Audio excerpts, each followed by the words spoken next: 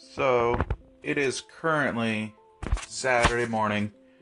I'm cooking some pancakes while the nephew's at karate and the other nephew's out in the house a little bit quiet. I thought I'd do another podcast while I am cooking up some breakfast. This is, I think, we're at episode 10 of the Geek podcast. And I thought we'd do something a little bit different today while I screw up the first pancake. Always the first pancake is ruined.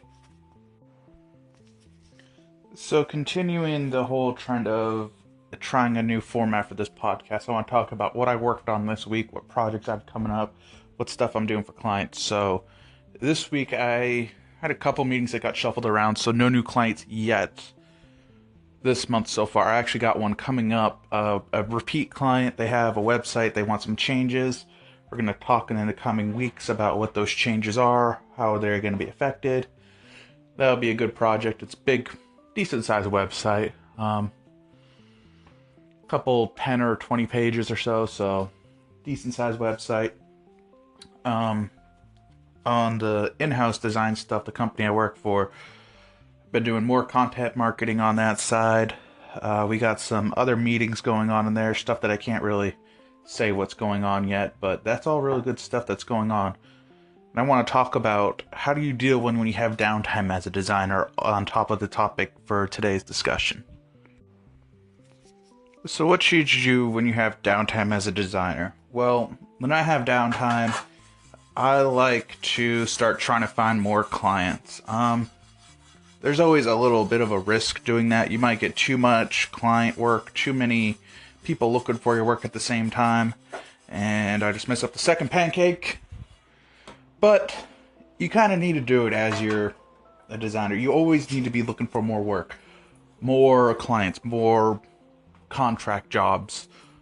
And if you don't do that, you're never going to get further as a designer. You're going to have to push yourself, because when you work with a client, you're going to be in situations that you normally wouldn't be or normally wouldn't think up to put in your portfolio. So let's talk about the overall topic for this podcast today. And that is, how do you even attempt to build a design portfolio? I hear a lot of starting off designers not know how to build a portfolio, how to get started building a portfolio, or should I even have a print portfolio or a digital portfolio? Well, there's a lot of misconceptions that have been previous years that you need to do, but we're in 2018. There are things that have changed, things that have come up that have made things differently. So let's talk about this topic and dive into it more. So with how to start a portfolio, I think the best way and the best advice I can give to anyone as a graphic designer is niche down. So if you want to just design logos, build a portfolio around logos. If you just want to be a web designer, build a portfolio around web design. Now, can you have a little bit of everything? Yes. And I personally think as a designer, you should have a little bit of everything, just so that you can diversify. You can be that guy that can do anything. Also, pancake update. It was the pan. The third one came out all right. So when I built my portfolio, it was, you need to have your top 10 best pieces of work in your portfolio that they're going to judge you by. That's bullcrap today. No one's going to judge you by 10 pieces of work. If they judge you by 10 pieces of work, you should not be working for them, period. But I think you should niche down. So if you're a logo designer, just have logos. But also have some stuff that shows that you know how a logo should look in other mediums. So say a brochure, a website, a letterhead, a business card that shows that you know how to take in consideration the other aspects of design and where this product is going to go. Same with the website. If you want to do only website design, you should also take in consideration that you should have a mock-up on a desktop, a mobile device, a tablet, a fridge, I don't know, whatever you can think that the next place a website will be on, it should be presented in your portfolio, so you understand. So when people are looking at your portfolio, they can understand that this person's thinking ahead, they know what's coming down the pipeline, and they're willing to work with that and understand those parameters for that design. So let's say you've niched down. You've got your niche. You've figured out what you're going to become as a graphic designer. How do you even start building a portfolio? You don't have clients lining up for you because you're just out of school. You're just starting off as a designer. Well, there's a few tricks that design school teaches you, and that is build a company in your head that you're going to design for. So say you're going to build a logo, or you're going to design a logo for a packaging company that sells boxes and tape and all that stuff. That's cool. So now what does that company look like? What does the company's morals align with? How big of a company are they? Are they a $20,000 company or $20 million company or $20 bajillion company? Where do they sell? What does their audience look like? These are all things you have to take into consideration when you're making a company that a lot of people don't think of. They just think of, I am designing for a beauty salon, period. End of story.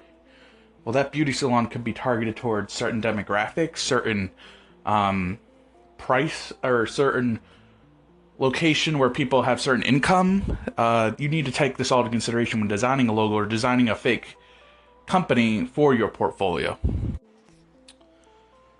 So, other things to keep in mind is that when you're presenting this portfolio to a client, if they start asking if this is a real company or can I contact this company, you need to be upfront and say, no, this was a case study for me to attempt to understand how it goes into designing a logo, designing for a company, designing for restraints. So keep that in mind as well. People do not like be lied to or be fooled. And if you are going to try to do that as a designer, you are not going to make it far in this industry because this industry is small and people talk a lot. Something else to keep in mind when you're starting design or building a portfolio is that you've got a network that you don't even know about. You got family and friends. Probably one of them has a business or is starting a business or needs some design work. Reach to them. Say, hey, building a portfolio, I need some help. And most of the time, they'll be willing to help you out with your portfolio because they're family, they're friends, they're willing to trust you more, they're willing to give you a little bit more of a slack than a client would, if you know what I mean.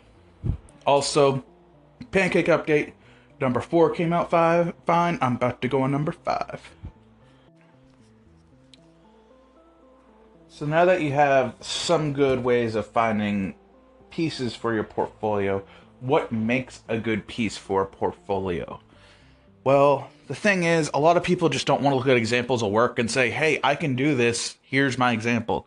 Well, what was your thought process in that? What was your understanding of this project? What were your strengths? What were your clients' needs? Were they met? Were they not met? You need to take your portfolio and instead of just making it showcasing your work, you need to make sure it showcases your skills as a communicator to understand your client's needs. And this is where it comes in handy to make a case study out of your selected projects that you're having. Now, you don't want case studies for everyone because that can kind of get boring, but maybe your big ones. Maybe you got like 5 or, 3 or 4. You got a couple big projects that you're really proud of. I would say build those into case studies because then you have a good platform to say, hey, here's a project that it was really stressful because the client had a restraints of price. They had a restraints of it needed to be printed on this platform or it needed to have this color. And I worked it out with all this work. You need to show your work in these case studies. So all the work you went into, all the research, all the thumbnails, and put it in a way that's appealing so that someone can look at it and say, wow, this person really took time on this project to understand their needs and met them in the middle with something great. So now that you've got a good understanding of how to make a good portfolio piece, how to get portfolio pieces, let's talk about how you should present your portfolio. Should you do digital or print portfolio? Well, my go-to is always digital. Digital PDF, interactive PDF, website, Squarespace, Wix, whatever you can do that is in your price range and possible. I started out as a WordPress website, but I needed something more professional than a Wix website, and Wix websites really weren't available then.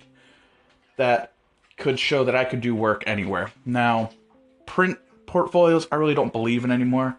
No one's really sending them out to art directors or creative directors and getting feedback or getting a job that way anymore. You're sending a link, some sort of a link. But the thing is, make it something unique. Make it something that says, this is my portfolio, not someone else's portfolio. You need to make it something that showcases your work and your ability as a designer as a whole.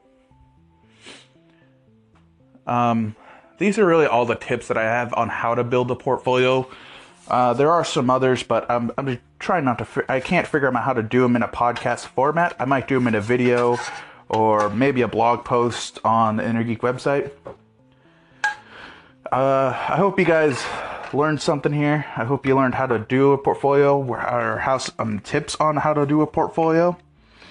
Advice of the day: I would look at a portfolio website if you don't have one yet. There are plenty of free options now. There are more free options than there were when I started. You can have a free WordPress website, a free Wix website, a free Squarespace. Or does Squarespace have a free website? If not, there's plenty of more free options out there. I would look at those, get started, build a good portfolio, and showcase some of your work as a designer. There's plenty of room in this industry to grow and to keep showcasing work. Question of the day: if you're on Anchor, call in and answer. If not, so be it. But question of the day: do you have a portfolio? Do you still have a print portfolio, or do you only have a digital portfolio? I currently only have a digital portfolio, but I still have my print portfolio from school underneath my bed. I just don't pull it out anymore because there's no real need for it. Well, guys, that's going to do it for this podcast. I hope you learned something. I hope you got something or gained some value out of it. Thanks for all the listens. I've been seeing more people listening to this podcast. That's always good. We're also on SoundCloud now, Anchor, Google Play Music, and I think another website, Stitcher maybe. So wherever you can find this podcast, keep listening, and see you guys next one. Bye.